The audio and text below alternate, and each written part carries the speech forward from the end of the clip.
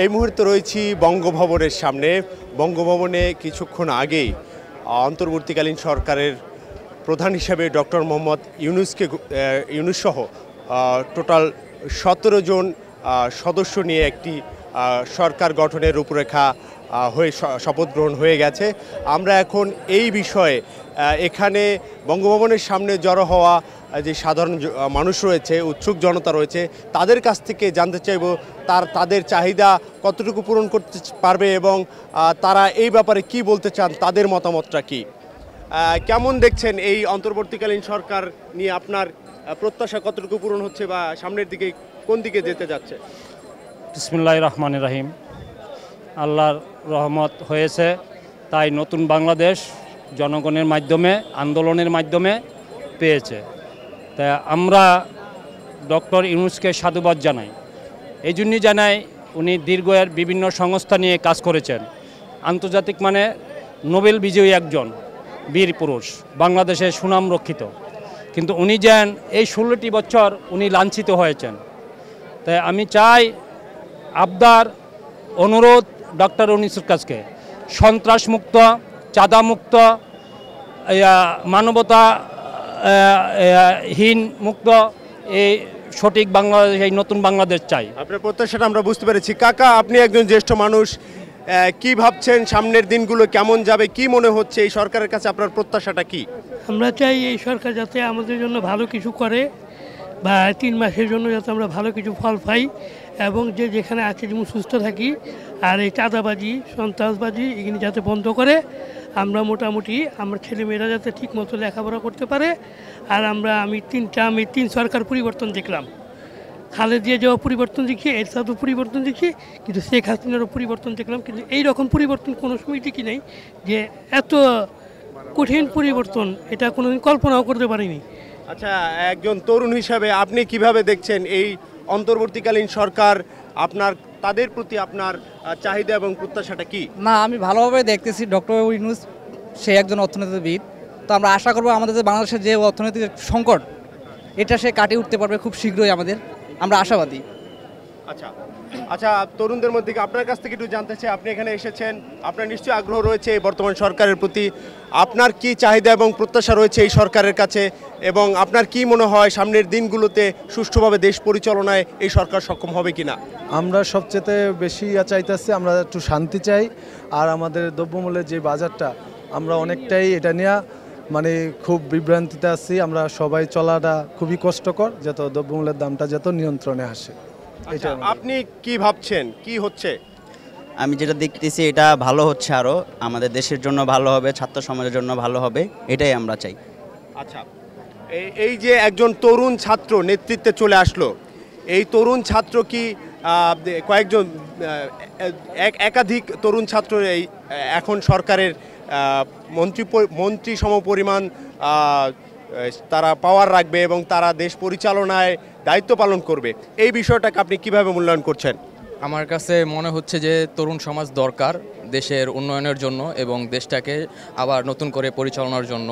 তো নিত্য নতুন জ্ঞান দরকার, এক জ্ঞান দিয়ে চললে আসলে সম্ভব না, তার জন্য নতুন জ্ঞানের দরকার আছে। আচ্ছা, সামনের দিনগুলোতে বাংলাদেশের ছাত্র এবং জনতার প্রত্যাশা পূরণ করতে পারবে কিনা এই সরকার, কি ভাবছেন?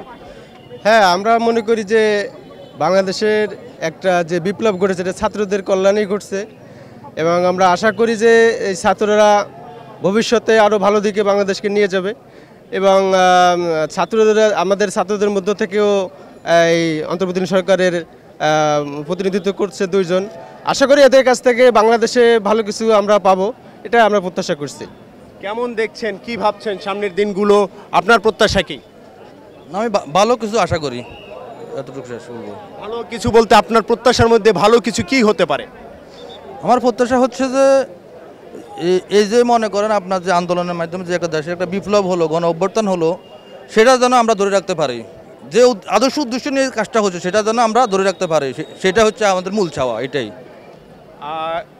আপনি কিভাবে দেখছেন অন্তর্বর্তীকালীন সরকার ইতিমধ্যে শপথ নিয়ে ফেলেছে, আপনার কি মনে হচ্ছে সামনের দিনগুলোতে জনগণের প্রত্যাশা পূরণে সরকারের কি কি পদক্ষেপ নেওয়া উচিত? জি, ধন্যবাদ। আমি মনে করতেছি যে আমাদের ছাত্র সমাজ যেভাবে যে উদ্যোগ নিয়ে ঝাঁপিয়ে পড়েছিল সেই উদ্যোগকে বাস্তবায়িত করার জন্য এই সরকার, অন্তর্বর্তীকালীন সরকার যতটুকু করার দরকার, যতটুকু স্যাক্রিফাইস করা দরকার সর্বোচ্চ স্যাক্রিফাইস করে এই দেশকে আবার পুনর্গঠন করবে এবং ছাত্রদের মনের যে ক্ষোভ, সেই ক্ষোভটাকে তারা প্রশমিত করবে এবং আগামী দিনে ভবিষ্যতে কেউ যাতে আর কখনো এভাবে স্বৈরাচারী মনোভাব নিয়ে রাষ্ট্র পরিচালনা করতে না পারে, সবাইকে একজোট করে এক পাতারে এনে একটা সুন্দর রাষ্ট্র গঠন করে দিয়ে, রূপরেখা তৈরি করে দিয়ে তারপর ওনারা একটা নির্বাচনের ব্যবস্থা করে দিবেন। এটাই ছাত্র সমাজ থেকে শুরু করে সাধারণ জনগণের একমাত্র চাওয়া। আচ্ছা, এইখানে কিছুক্ষণ আগে একজন রাজনীতিকের গাড়ি আসার পর তার উপরে এক ধরনের ধাওয়ার মতো হয়েছে, এই ক্ষোভটা কেন, আপনি কি মনে করছেন? আসলে বাংলাদেশের মানুষ, রাজনীতিবিদ যারা হচ্ছে গিয়ে আগের সরকারের আমলে যারা সরকারের তোষামোদি করেছে, যারা আসলে জনগণের কথা ঠিকমতো শোনেনি, মানুষের ছাত্র জনতা, সাধারণ জনতা এবং শিক্ষার্থীদের কথা ঠিকমতো শোনেনি, সেই সমস্ত রাজনীতিবিদের উপর মানুষের একটা ক্ষোভ, মানুষের একটা ক্ষোভ ছিল। সেই জন্য আসলে মানুষ ওই ধরনের অসৎ রাজনীতিবিদদের, অসাধু রাজনীতিবিদদের তারা আসলে পছন্দ করে না, যার কারণে আসলে বেছে বেছে তাদেরকে মানুষ আসলে এখান থেকে বিতাড়িত করতেছে। আচ্ছা, এই কিছুক্ষণ আগে আইন শৃঙ্খলা রক্ষাকারী বাহিনীর গাড়ি আসার পর এখানে কি ঘটেছিল? এখানে যেটা ঘটছিল সেটা হলো র্যাবকে ভিতরে প্রবেশ করতে দেয় নাই। হ্যাঁ, র্যাব বাহিনীকে ভিতরে প্রবেশ করতে দেয় নাই, কারণ র্যাব বাহিনী ছিল বিতর্কিত একটা বাহিনী। হ্যাঁ, বিতর্কিত হওয়ার কারণ হলো ওরা এই যে জুলুমবাজ সরকারকে গত 15 বছরের যারা সাধারণ মানুষের উপর জুলুম করছে, ওই জুলুমবাজ বাহিনীর নিজস্ব বাহিনী, এবং তারা বিভিন্নভাবে হেলিকপ্টার দিয়ে নির্বিচারে মানুষকে হত্যা করছে, যার কারণে তাদেরকে বঙ্গভবনে যে শপথ অনুষ্ঠান সেখানে প্রবেশ করতে দেয় না জনগণ। আচ্ছা, আপনার কি মনে হয় যে সামনের দিনগুলোতে কেমন যাবে দেশ? আপনার প্রত্যাশা পূরণ করতে পারবে কিনা এই সরকার? আমাদের প্রত্যাশা, ছাত্র জনতার আন্দোলনের ফসল যে আজকের এই অন্তর্বর্তীকালীন সরকার, এই সরকার সব ক্ষেত্রে যে দলীয় নিয়োগ থেকে শুরু করে সব কিছু দলীয় ছিল সেটার ঊর্ধ্বে থাকবে। পাশাপাশি সন্ত্রাস, মাদক নিরসনে তারা গুরুত্বপূর্ণ ভূমিকা পালন করবে। এবং আমরা যে দেখেছি যে একই ফ্যামিলির 3-4 জন সংসদ সদস্য বারবার হয়, তারা লুটপাট করে, এ ধরনের যেন আগামী সরকারগুলি না হয়। আর বর্তমান অন্তর্বর্তীকালীন সরকারের কাছে আমাদের প্রত্যাশা, ছাত্র জনতার যে আন্দোলন ছিল, ছাত্রদের যে কোটা আন্দোলন থেকে শুরু করে আজকে সরকার পতনের এক দফা আন্দোলনে তারা সফল হয়েছে। ছাত্র এবং তরুণরা আগামী দেশ পরিচালনায় অগ্রণী ভূমিকা পালন করবে। আমি দেখেছি যে গণমাধ্যমে যে একজন সমন্বয়ক যেভাবে উচ্চ মার্গের কথা বলে, যে অনেক শিক্ষিত মানুষের মতো কথা বলে, তাদের চিন্তা চেতনা সেরকম। আপনারা লক্ষ্য করছেন যে আমরা যখন পরিবহন শৃঙ্খলা দেখলাম, যেখানে পুলিশ নাই, ট্রাফিক নাই, সেখানে পরিবহন শৃঙ্খলা শুধু ঢাকা শহর নয়, প্রত্যেকটি শহরে এবং গ্রামগঞ্জে ছাত্ররা পরিবহন ব্যবস্থা সুন্দর করেছেন এবং তারা নিজের দায়িত্ব থেকে এই শহরকে পরিচ্ছন্ন করেছেন। সুতরাং এই সরকারের কাছে আমাদের প্রত্যাশা আকাশ তুল্য যে আমরা একটা নতুন বাংলাদেশ পাবো। যেমনটা শুনছিলেন, বঙ্গভবনের সামনে শপথ অনুষ্ঠানের সর্বশেষ পরিস্থিতি জানার জন্য এখানেও অনেক জনতা ভিড় করেছেন। আমরা তাদের কাছ থেকে যতটুকু জানলাম এবং বুঝলাম, এই সরকারের কাছে অনেকেরই গগনচুম্বী প্রত্যাশা রয়েছে।